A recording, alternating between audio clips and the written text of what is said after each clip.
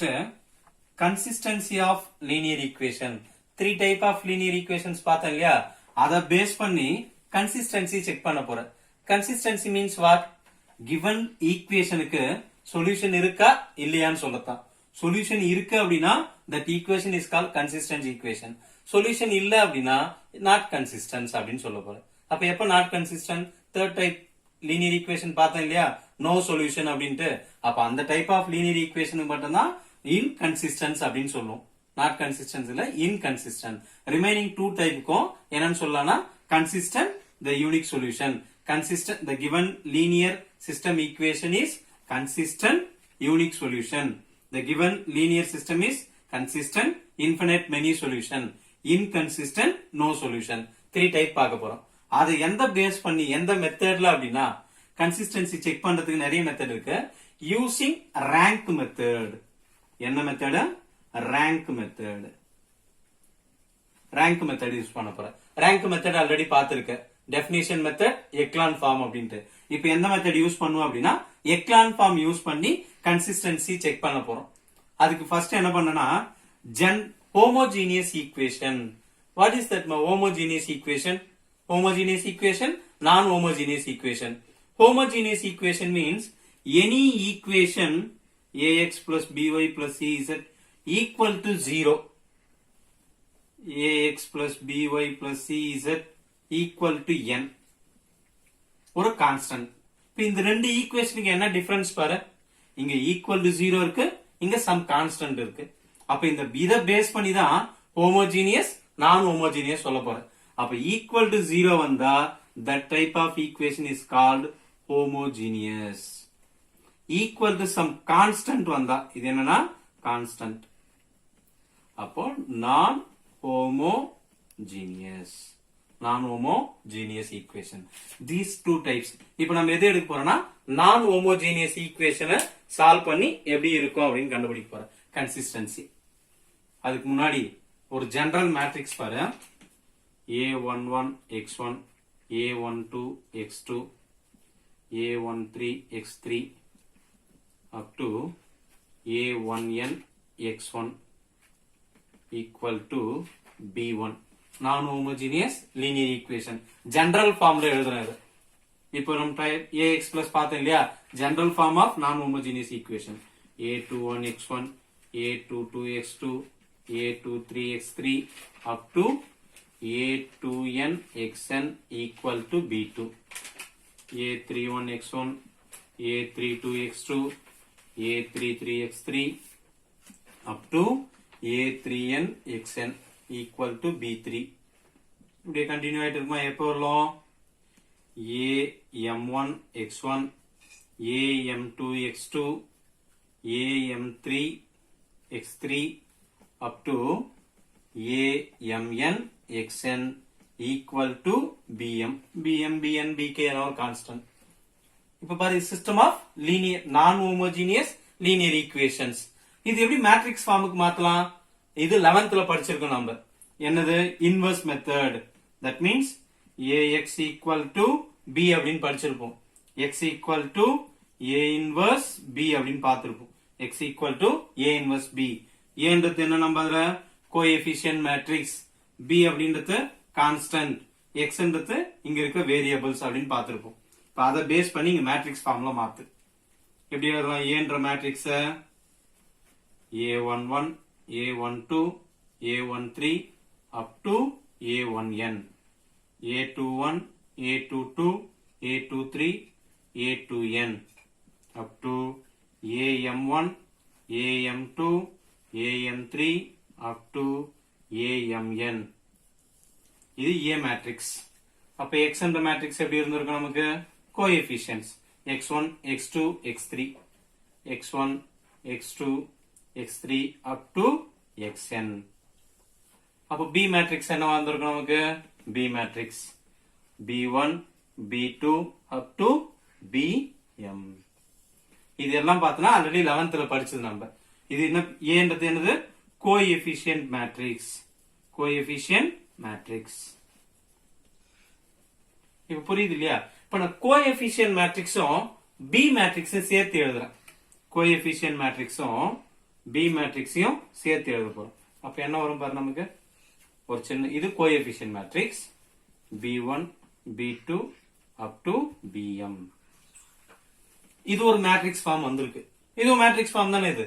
அப்ப இதுக்கு பேர் என்ன? இந்த மாதிரி டைப்ல வந்தா இது எப்படி டினோட் பண்ணலாம் அப்படின்னா ஏவும் பியும் சேர்த்து எழுதியிருக்கேன். நான் ஏ பி சேர்த்து எழுதியிருக்கேன். ஒரு லைன் போட்டுருக்கல அது இங்க காய்ச்சாச்சு. அப்ப இந்த டைப் ஆஃப் மேட்ரிக்ஸ் பேர் என்னன்னா augmented matrix. This type is called a augmented matrix.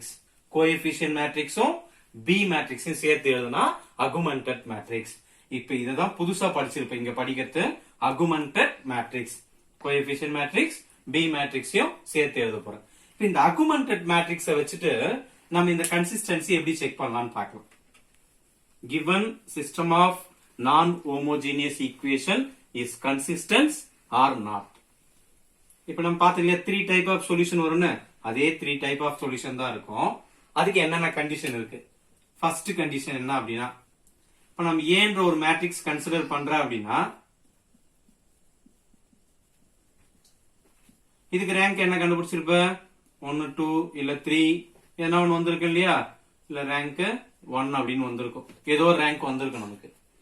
இதா கூட நான் பி மேட்ரிக்ஸ் சேர்த்து ஏ எழுதுனேன்.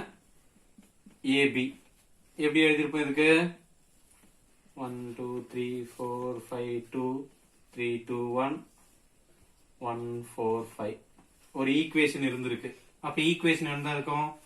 x plus 2y plus 3 equal to 1, 4x plus 5y plus 2z equal to 4, 3x plus 2y plus z equal to 5. இந்த ஈக்குவேஷனுக்கு நான் A matrix augmented matrix எழுதிட்டேன். இப்ப இதுக்கு ரேங்க் என்னென்ன இருந்திருக்கலாம்னு பார்த்தோம்.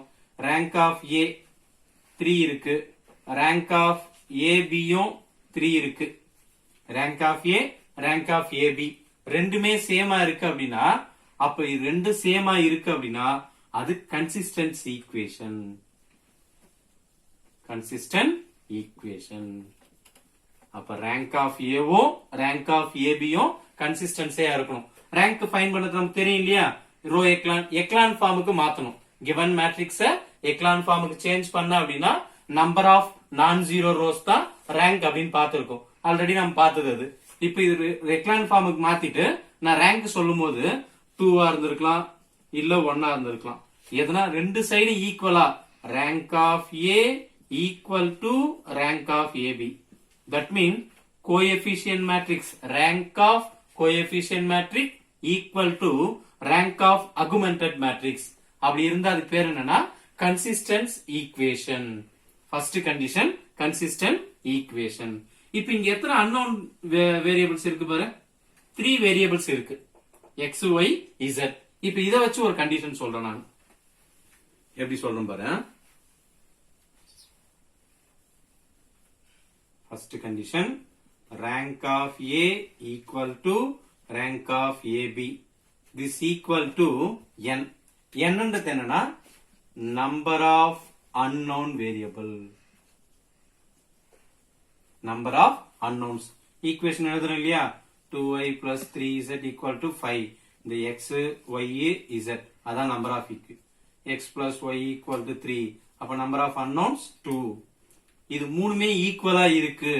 Rank of coefficient matrix, rank of augmented matrix which equal to number of unknowns. அப்படி இருக்கு அப்படின்னா therefore the system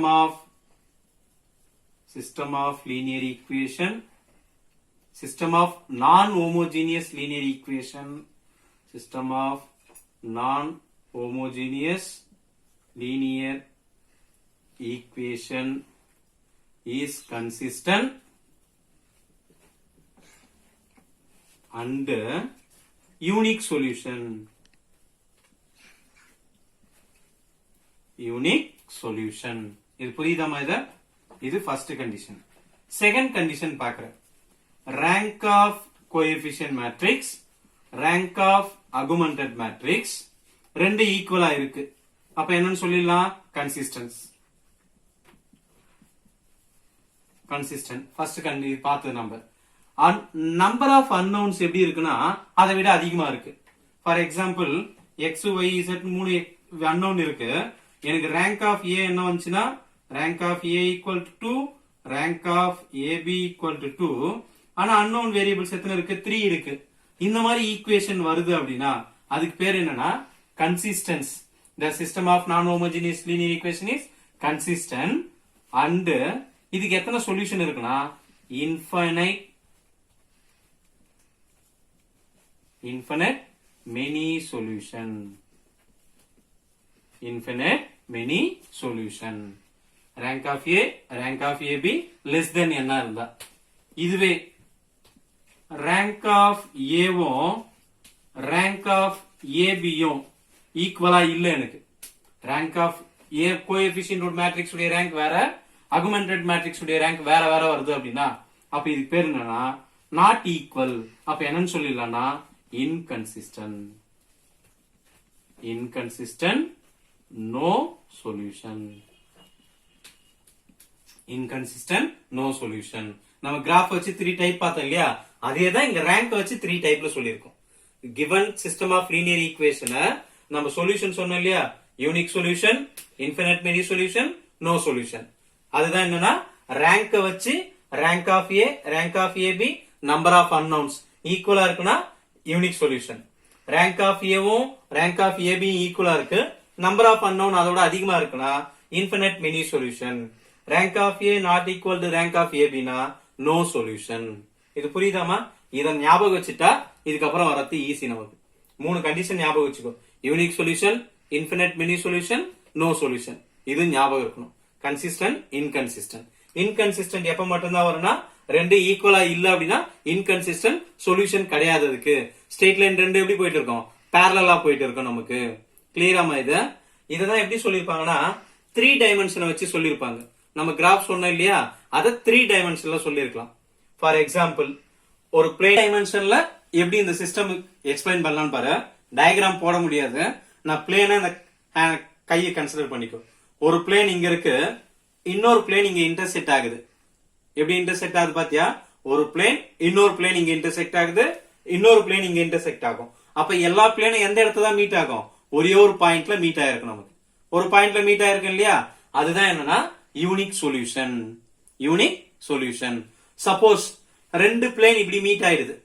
எங்க மீட் ஆயிருக்கு பாரு? எத்தனை பாயிண்ட்ல மீட் ஆயிருக்கு? நிறைய பாயிண்ட்ல மீட் ஆயிடுச்சு. தேர்ட் ஒன் இங்க மீட் ஆயிருக்கு, இப்படி இங்க ஒண்ணு மீட் ஆயிருக்கு. அப்ப எத்தனை பாயிண்ட் இருக்கு இங்க?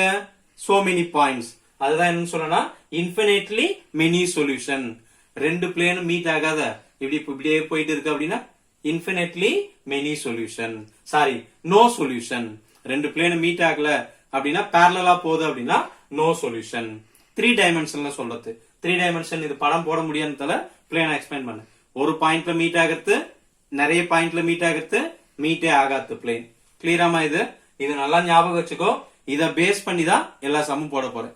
கன்சிஸ்டன்சி ஆஃப் லீனியர் நான் ஹோமோஜீனியஸ் ஈக்குவேஷன். சம்ஸ் பார்க்கலாமா இப்போ?